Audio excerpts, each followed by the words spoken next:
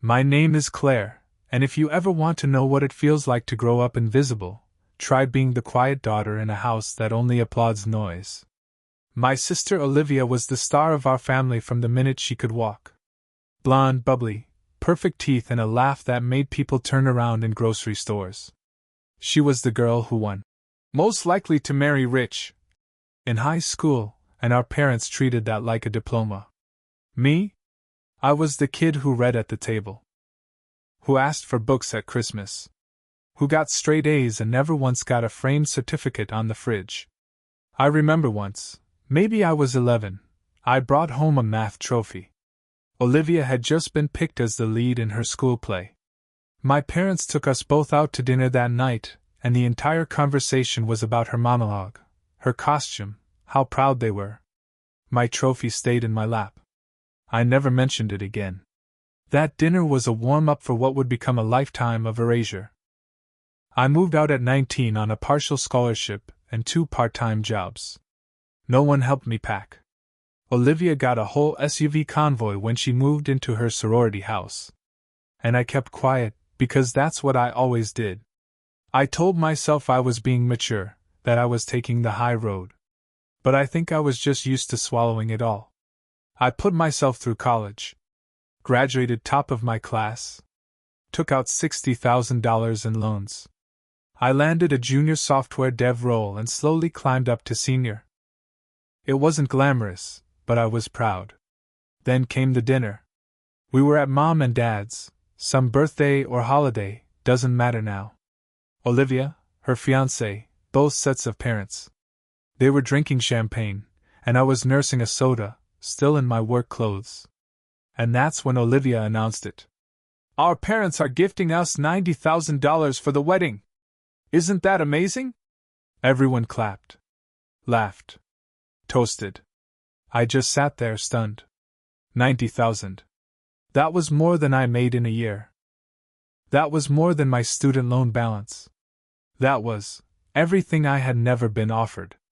I waited until the table quieted and asked, voice shaking, could I get some help with my loans? It was like I'd said something obscene. My mother's lips tightened. My dad gave a small chuckle, like I was being ridiculous. And Olivia?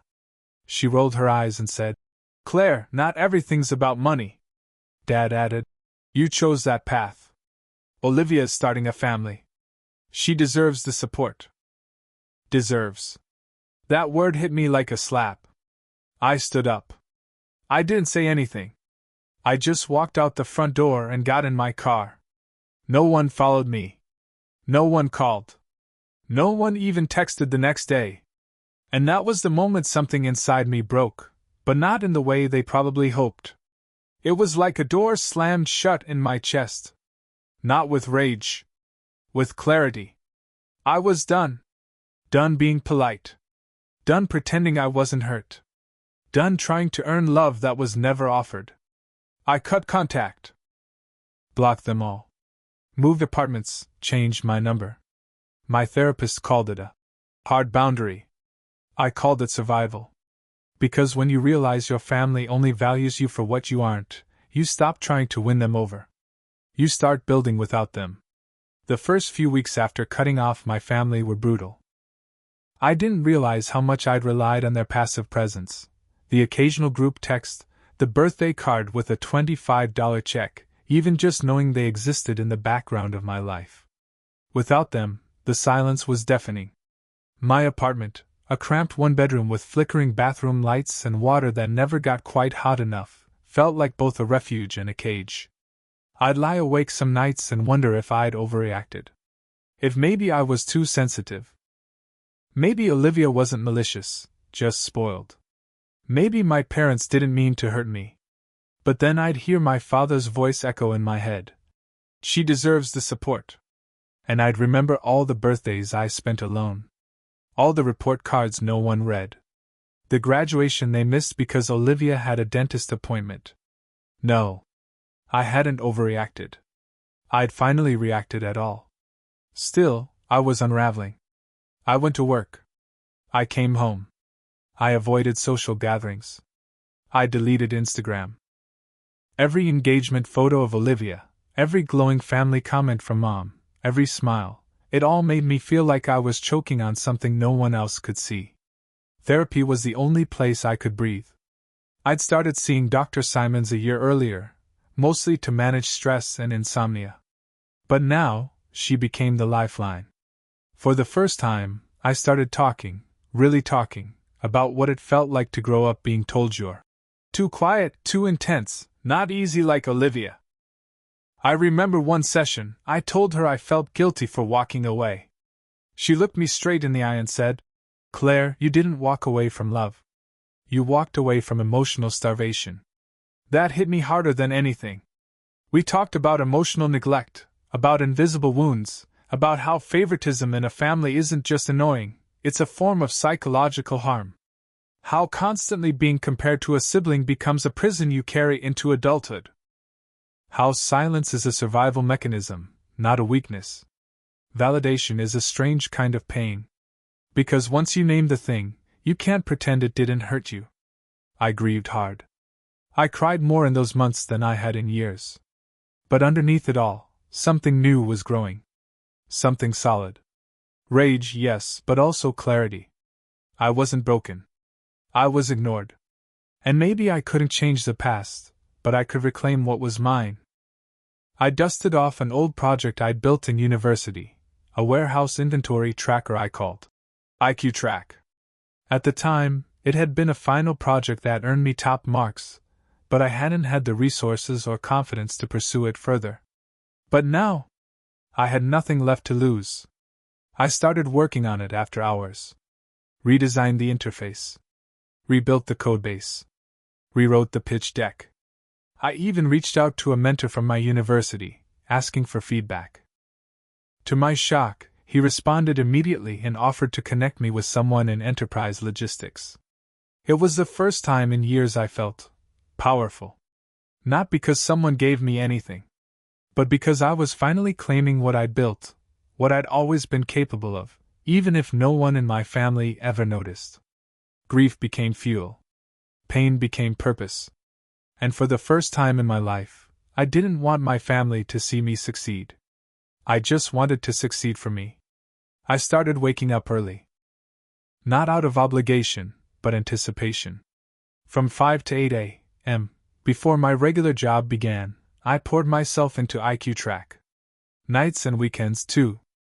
I wasn't just coding, I was breathing life into something that felt like mine in a way nothing else ever had. I worked in bursts, alternating between euphoric momentum and paralyzing self-doubt. But every time I hit a wall, I pushed through, reminding myself, no one's coming to save you, Claire. You've already survived the worst part, now build the best part. 6 months into development, I had a beta version polished enough to pitch. I designed mock-ups, drafted a roadmap, and practiced a demo until I could do it in my sleep. My full-time job was still my anchor, but IQ Track was becoming my future. One afternoon, I took a deep breath and scheduled a one-on-one with my boss, Jason. Jason was one of the rare tech managers who actually cared about people. He'd taken a chance on me when I was a junior dev with no name, no referrals, just a resume and a quiet confidence. He never micromanaged, never talked over me, and always gave credit where it was due. So when I opened my laptop and started walking him through IQ Track, I wasn't scared. Just hopeful. 10 minutes in, Jason leaned forward. "You built this by yourself?" "Yeah. Nights and weekends." Another pause. Then, "Claire, this is brilliant." My chest tightened. He asked thoughtful questions about scalability, integrations, data privacy, and I had answers ready. By the end, he didn't just seem impressed. He seemed excited. "I want to talk to the CTO," he said. "We've been struggling with our warehouse data sync issues for months. If this works the way you say it does, it could be a game changer." 2 weeks later, I found myself in a glass conference room, pitching to executives. Me, the quiet girl, the invisible daughter, standing in front of a 6-person team wearing tailored blazers and holding Starbucks cups worth more than my shoes. And I nailed it. They didn't just approve a test run, They offered to spin IQ Track off into a startup with me as co-founder and CTO, fully backed by the company's venture arm. They even gave me the chance to keep 30% equity. I remember walking home that night in a daze. I didn't tell anyone. No text to friends, no post online. I just sat in my apartment, looked around at the flickering lights, and smiled. Not because I'd made it yet, but because for the first time, someone looked at what I'd built and saw worth. Not as a daughter. Not as a second-place sibling. As a creator. A visionary. A builder. We launched the product 6 months later under a new name, Inventory IQ. The first sale came fast. Then the next. A small chain of Midwest distributors, then a regional grocery supplier. I was in every meeting, every call, every whiteboard session. Jason kept me close. He was more than a mentor now, he was a true partner. And when our first customers sent in feedback praising the user interface and calling it the best inventory tool we've ever used, I printed it out and taped it above my desk. No one had ever said that about something I made. That validation hit different when you'd grown up in a house where the only thing that mattered was being liked. Now I wasn't liked. I was respected. And I wasn't done. Money didn't change me the way I thought it might. It didn't make me reckless, or arrogant, or suddenly comfortable with luxury. If anything, it made me more careful. More private. The deals kept coming. Inventory IQ landed a massive logistics client in New York, then another in Texas.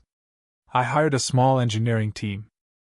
We built features I once thought were out of my league: predictive stock modeling, real-time sync with legacy systems, even an AI-based reorder algorithm.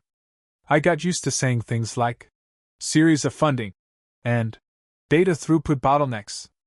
People started introducing me as the tech genius behind Inventory IQ, and I'd smile like it didn't still feel surreal. Then one morning, Jason pulled me into a corner office with a view of the skyline. I thought we were about to discuss a client issue. Instead, he slid a paper across the table. It was a contract, 7 figures up front. Our biggest deal yet. You're going to be a millionaire after this, he said, grinning. Hell, you already are. I didn't cry. I didn't laugh. I just nodded slowly, letting it sink in. I walked out of that office and sat in my car for nearly an hour, gripping the steering wheel with both hands. It wasn't just the money. It was what it meant. I had spent my whole life being told I didn't deserve anything. And now I had everything I'd once begged for, not because someone gave it to me, but because I'd made it from nothing. That weekend I flew to the West Coast.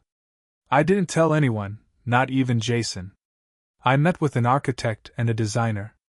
I showed them sketches and Pinterest boards I'd saved for years. Not a single image had ever been shared with my family. This was my secret dream, a house on a hill, with clean lines, a library, and a lap pool. 6 months later, construction started on a $6 million home just outside Seattle. Every decision was mine, from the stone countertops to the imported wood doors to the floor-to-ceiling windows in the office where I planned to write a book someday. The day I walked through the finished house, barefoot on the heated floors, I stood in the middle of the empty living room and whispered to myself, "You did this. Not we.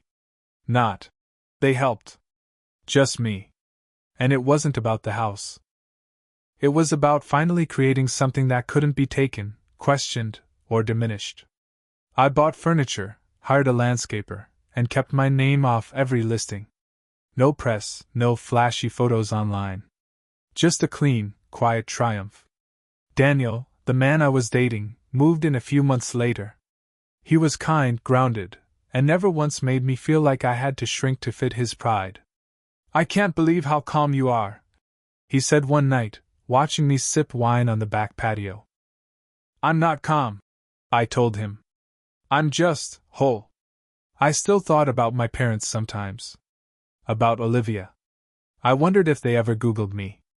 If they heard rumors. If they even cared. But those thoughts didn't stick the way they used to. They floated in, then drifted out like clouds. Because now I had something better than closure. I had a life I didn't need to explain to anyone. And the power to decide who got a seat in it. The knock on the gate came on a Sunday. Daniel and I were having a slow morning, French press coffee, music humming through the sonos, sunlight spilling across the kitchen. I had just stepped outside in slippers to check on the herb garden when the intercom buzzed. I nearly ignored it. Only a few people even knew our address. Then I heard the voice. Claire? It's me. Olivia. I froze. For a second, I thought I was imagining it. I hadn't heard her voice in years, not since that dinner, not since the "she deserves it" moment that shattered everything. I walked to the screen by the door. There she was, standing outside the iron gate in designer sunglasses, her hand shielding her eyes from the sun, looking around like she couldn't believe where she was. She looked thinner. Tense. Her perfectly manicured fingers kept adjusting the strap on her purse. I didn't buzz her in. Instead, I pressed the speaker button and said flatly, "What do you want?" She blinked, startled. Then leaned closer. "Claire. I didn't know about any of this. Your house. The company. I had to see for myself. I didn't say anything." She kept talking. "Mom and Dad are freaking out. You just disappeared. And now people are talking. Someone said they saw your name on a startup grant list. I had to know if it was true." There it was. Not concern. Not regret. Curiosity. Gossip. Entitlement. I looked at her and felt nothing. No longing. No hope for a reunion. Just the bitter confirmation that the only reason they cared now was because I'd become someone they couldn't ignore. I didn't invite her in. I didn't ask how she'd found me. I didn't offer forgiveness. I said, "I don't owe you an explanation," and ended the call. She stood there for a while. Then turned and left. That afternoon, my phone started vibrating with unknown numbers. Voicemails flooded in, Mom's clipped voice, fake cheerful. Dad's passive-aggressive sighs. An aunt I hadn't heard from in a decade who suddenly missed my sweet spirit.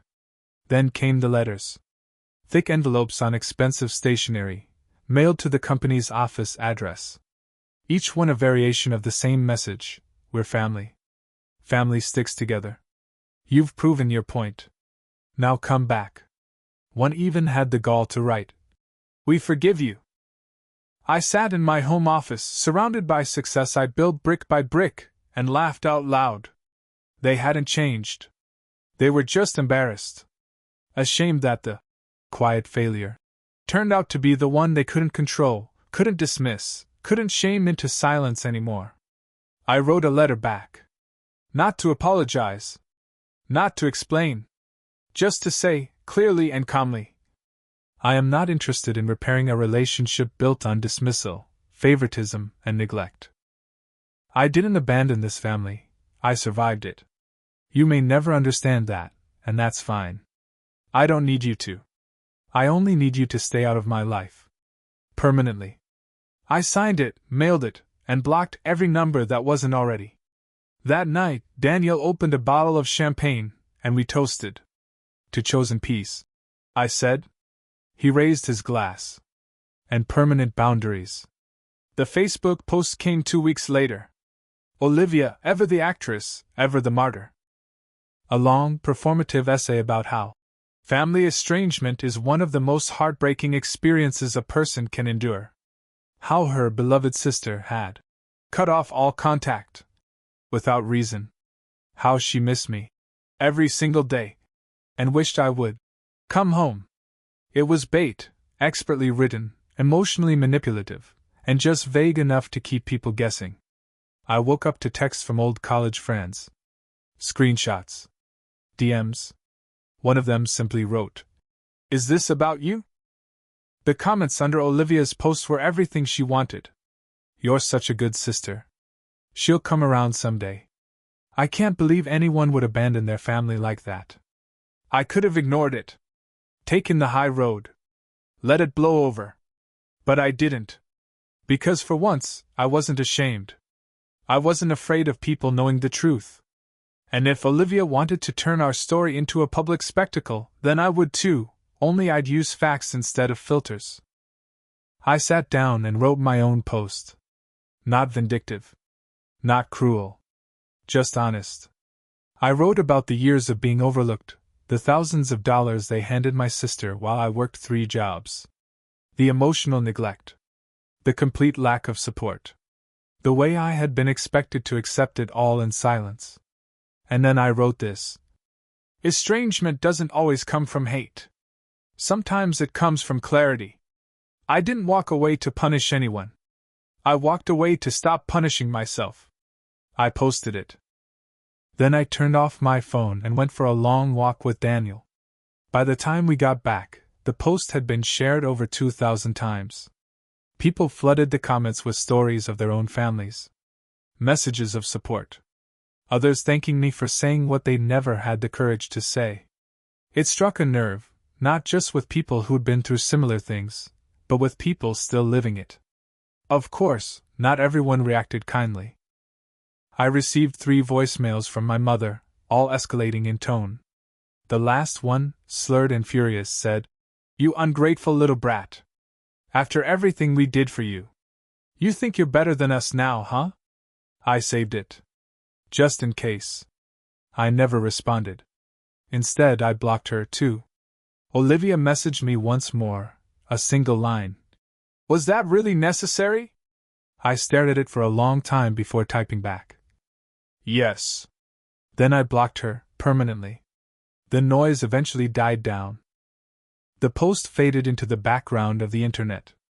But something stayed with me. For the first time, I told my story.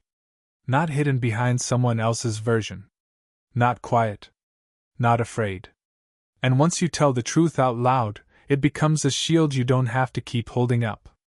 It just exists. No more secrets. No more guilt. Just space. Freedom.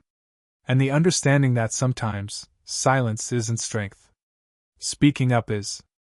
It's funny how the end of something doesn't always come with a bang. Sometimes it's a soft envelope on your doorstep. One afternoon, while checking the mail, I found a pale pink card wedged between a parcel and a water bill. No return address, but the handwriting was unmistakable, looping, dramatic, Olivia's version of elegance. Inside was a birth announcement. A photo of her newborn daughter, wrapped in lace. Wait, date, name in silver script. And a handwritten note beneath it. "She has your eyes. I thought you'd want to know. Love, Olivia." I stared at it for a full minute. And I waited for a feeling. Anger. Sadness. Guilt. Nostalgia. Anything. But there was nothing. No spike in my chest.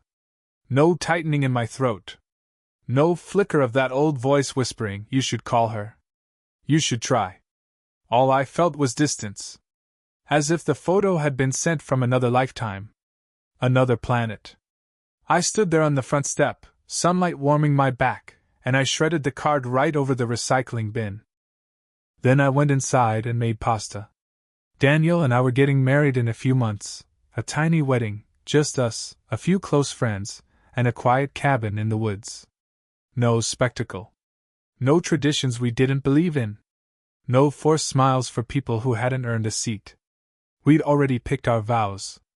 Mine started with, "I spent years learning how to survive. Now I want to learn how to live." He loved that line. I did too. Because that was the truth. My story hadn't been about revenge.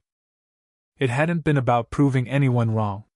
It had been about finally seeing myself clearly, and choosing to honor that vision. I didn't hate my family anymore. I didn't love them either. They were just people I used to know, people who taught me, painfully and thoroughly, who I never wanted to become. Now, I was building something else. The kind of family where no one's love depended on performance. Where no one went hungry for attention or starved for approval. Where silence didn't mean safety, and speaking up wasn't punished. The kind of life where healing didn't need anyone else's permission. I walked through my home that night, the one I designed, paid for, and filled with people who saw me, and felt that steady, settled kind of peace that doesn't ask for applause. It just is. And that was enough. That was everything.